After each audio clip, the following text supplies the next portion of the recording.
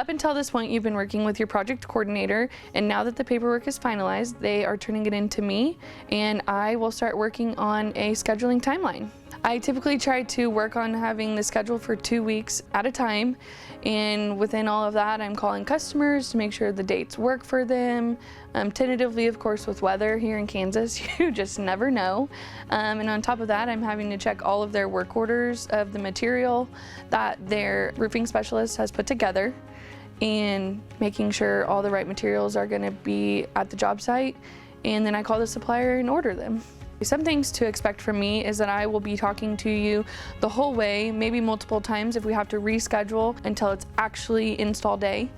And then even after your roof is completed, I'll be in touch with you if you have something like gutters to be installed. That usually follows about 1 to 2 weeks after your roof is installed. One thing that makes scheduling the roof difficult is the weather. I mean, come on, we're in Kansas, so check back in an hour and it could be different than what we saw earlier.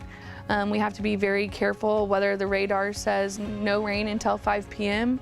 We have to make sure that our crew can get that roof done by 5 p.m. We have to be careful not to open up a roof when it's going to be wet or rainy, because that can cause damage. Another thing that makes it really difficult when scheduling a roof, more so in the colder months, is it has to be 40 degrees and rising, which is why from November to maybe mid-February, we're not doing as many roofs. So there's lots that goes into scheduling a re-roof.